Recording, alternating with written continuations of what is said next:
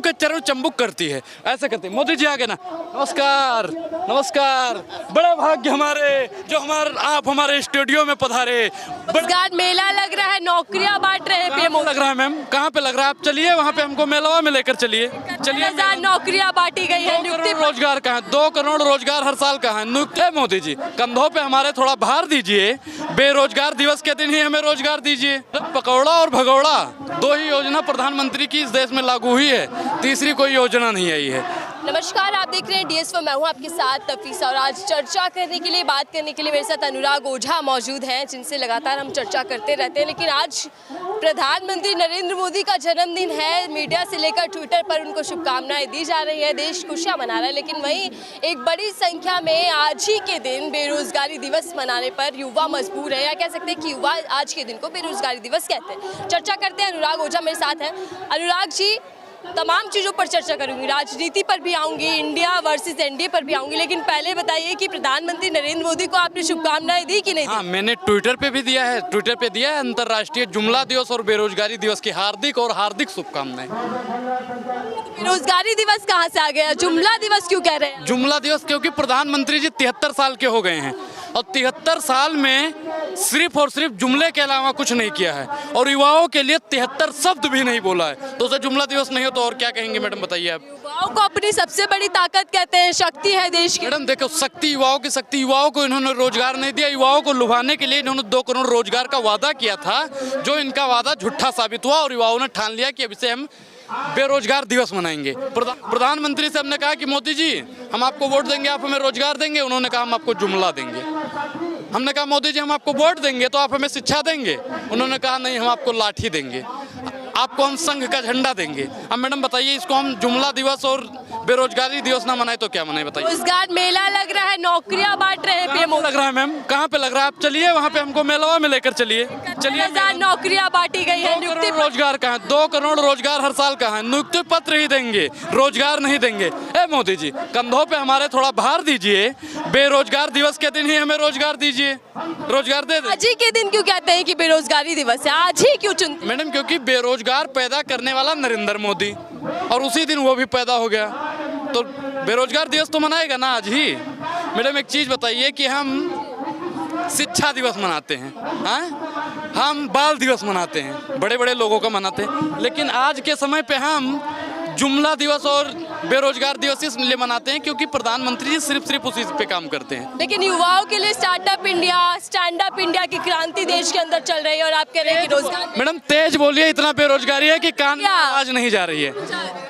आपको आवाज नहीं आ रही सरकार की भी? Startup India, stand up India की बात करते हैं सरकार। तो अभी तो मोदी जी भारत की बात कर रहे हैं, इंडिया को तो इनसे दिक्कत हो गई, डिजिटल इंडिया से भी दिक्कत हो गई, इनको तो इंडिया से दिक्कत है, इंडिया को घमंडी और इंडी बोलते हैं।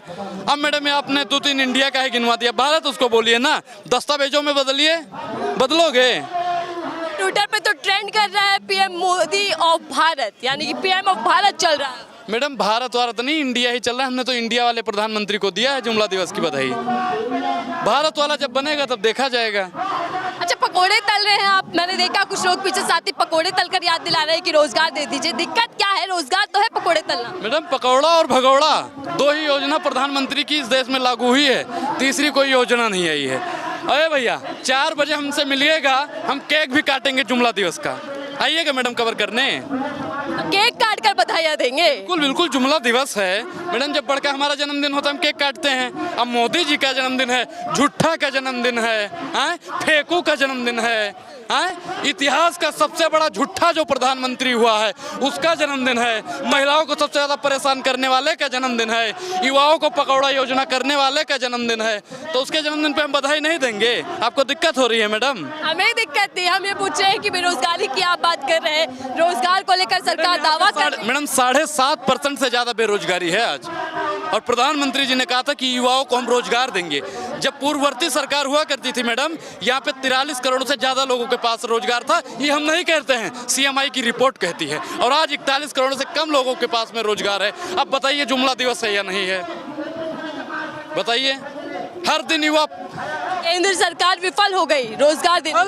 मैडम ये तो 2014 में मई में जब इन्होंने शपथ ली, उसी दिन से देश का सत्यानाश करने लगी, उसी दिन से इनका मीडिया तो किससे गिनवा रही है, मोदी जी के ऐसे हुआ करते थे, वैसे क्या करते थे, आज बड़ा दिन है, जन्मदिन है, मोदी जी कभी बच्चों के साथ मनाते हैं, कभी चीते ले आते हैं। देखिए बताए मैडम, चरण चुंबकों का काम है कि चरण चुंबक करना, उनका काम है जी हुजूरी करना, उनका काम है प्रधानमंत्री जी को खुश करना। अगर आप उनकी चित्रा त्रिपाठी की जगह बैठी होती ना मैडम, तो आज आप बेरोजगारी पर सवाल ना पूछती। अगर हम भाजपा के प्रवक्ता या भाजपा के नेता या मोदी जी बन के आते ना, तो आप हमसे पूछती कि एक चीज़ बताइए सर, आप टॉनिक कौन से लेते हैं, आपके अंदर एनर्जी कहाँ से आती है, आप इतना स्टेमिना आपके अंदर कहाँ से आता है, आप ये कपड़ा इस्त्री कहाँ पे करवाते हैं, ये सवाल आपका होता। अब बताइए मैडम, जिस देश का प्रधानमंत्री टॉनिक से चलता हो, उस देश को टॉनिक की ही आवश्यकता होगी ना। अब जिस देश के प्रधानमंत्री ही कमजोर है, तो कमजोर आदमी देश को कमजोर ही करेगा ना। तो प्रधानमंत्री जी जब टॉनिक से चलते हैं, तो ऐसे प्रधानमंत्री को आराम के लिए भेजना चाहिए और उनको एक उचित इलाज की आवश्यकता है। तो आप कह रहे हैं कि बड़ी मीडिया सवाल नहीं करती, सवाल नहीं, उनके चरण चंबुक करती है, ऐसे करते हैं। मोदी जी आगे ना, नमस्कार नमस्कार, बड़े भाग्य हमारे जो आप हमारे स्टूडियो में पधारे, बड़े भाग्य हमारे जो आपके दर्शन हो गए साहब। ऐसी करती है मीडिया कि आपके पास ये 10 लाख का सूट साहब कहाँ से आया, आप तो भिखारी हो ना, 35 साल तक भीख मांगी है ना। मैडम जो 5 साल से भीख मांग रहा हो, उस भिखारी से आप पूछे 5 लाख का सूट देखे हो, 10 लाख का बूट देखे हो, करोड़ों रुपए का चश्मा देखे हो, 15 लाख का पेन देखे हो, वो नहीं बता पाएगा। लेकिन जब से आपने बहिष्कार किया है, तो एक अलग ही जंग देखने को मिल रही है। फ्रंट पर आ चुकी है मीडिया इंडिया गठबंधन के, कह रहे हैं कि भैया भारत की मीडिया जवाब देगी आप लोगों को कैसे बहिष्कार कर रहे हैं। कौन सी जवाब देगी, जवाब देने के लायक है ये मीडिया वाले जवाब देंगे, जो प्रधानमंत्री के इशारों पर भौंकते हैं, प्रधानमंत्री के इशारों पे काटते हैं, प्रधानमंत्री के इशारों पे अमन चोपड़ा के यहाँ भैया कुर्सी उठती है, फटाक भैया मारपीट हो गई, तू तड़ाक गाली गलौज तो मैडम आम बात है इनकी मीडिया में। अब बताइए कि वो पत्रकार थोड़ी हैं, वो दंगाई लोग हैं। अब पत्रकारों का वो अड्डा बन गया है, जंग का अखाड़ा बन गया है, जहाँ पे मुद्दों पे बात नहीं, मुक्कों पे बात होती है। आर पार कर देंगे। अब आर पार दिखाना है मैडम, आर पार दिखाना है तो महंगाई बेरोजगारी पर आर पार दिखाओ। वो कहता है कि ब्लैक एंड व्हाइट, अगर ब्लैक एंड व्हाइट दिखाना है तो प्रधानमंत्री तो रहे कि इंडिया डर चुका है अब मीडिया से। मैडम इंडिया नहीं डरा है, इंडिया डरा नहीं है, इंडिया ने बहिष्कार किया है। मोहब्बत की दुकान हम नफरत के बाजार में सौदा खरीदने नहीं जाएगी। हम उनके यहाँ मोहब्बत की दुकान चला रहे हैं और हम ग्राहक बन के नफरत के बाजार में जाएंगे। बहिष्कार करने से फायदा क्या होगा, किसको लाभ मिलने वाला? लाभ मैडम देखिए कि आज जिन जिन लोगों को डराया जा रहा है, हिंदू मुसलमान कराया जा रहा है, ब्राह्मण और शूद्र को लड़ाया जा रहा है, जाति पर लड़ाया जा रहा है, धर्म पे लड़ाया जा रहा है, मजहब पे लड़ाया जा रहा है, हर समय दिखाया जा रहा है प्रधानमंत्री जी ये कर रहे हैं, प्रधानमंत्री जी। अरे भाई तुम दिखाओ, हम नहीं आएंगे तुम्हारे यहाँ। कोई भी ना नेता जाएगा, ना प्रवक्ता जाएगा, ना ही कोई एक्टिविस्ट जाएगा। जितनी भी मेन स्ट्रीम मीडिया है, अभी तो 14 की लिस्ट निकली है ना, अभी 14 की और की लिस्ट निकलनी बाकी है। हम तो कह रहे हैं एक तरफा सबका बहिष्कार कर दो। जनता तक कैसे पहुंचेगी आपकी आवाज?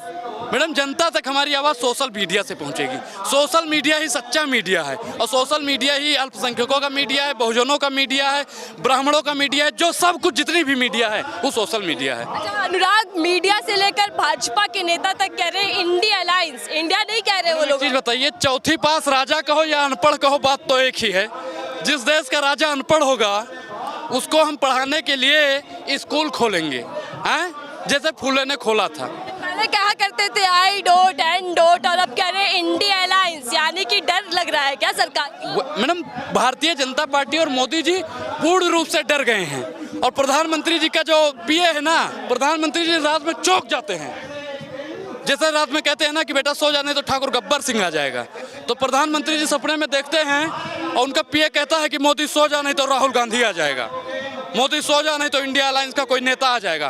प्रधानमंत्री जी जाग जाते हैं, महाराज हमको बचा लीजिए, हमको बचा लीजिए भैया, हमको बहुत डर लगता है। उनका पीए पूछता है आपको डर किससे लगता है, वो कहता है हमको इंडिया अलायंस से डर लगता है। तो उसका जो सलाहकार है ना, वो कहता है इंडिया को इंडी कर दो, घमंडी कर दो, अहंकारी कह दो। तो प्रधानमंत्री जी सिर्फ और सिर्फ दूसरों के कथन पर काम करते हैं। अगर वो अपने कथन पे काम करने लगेंगे तब देश विश्वगुरु बन पाए। ठगबंधन हो रहा है, घमंडिया हो रहा है, इस तरीके की भाषा इस्तेमाल की जा रही है। मोदी जी कह रहे हैं तो घोटालेबाज एक साथ आ गए। देखिए दादा को कल तक ये दादा को कल तक ये कहा करते थे भ्रष्टाचारी है, हेमंत विश्वकर्मा को कल तक कहा करते थे भ्रष्टाचारी है, और इनको जितने भी हैं ये आज तक कह रहे हैं आपको कल भ्रष्टाचारी बोलेंगे, शाम को आप जाइए वहाँ पे सदस्यता लीजिए, आप सबसे बड़ी संस्कारी बन जाएंगी। बहुत बहुत धन्यवाद। हमसे बातचीत करने के लिए अनुराग ओझा हमारे साथ थे।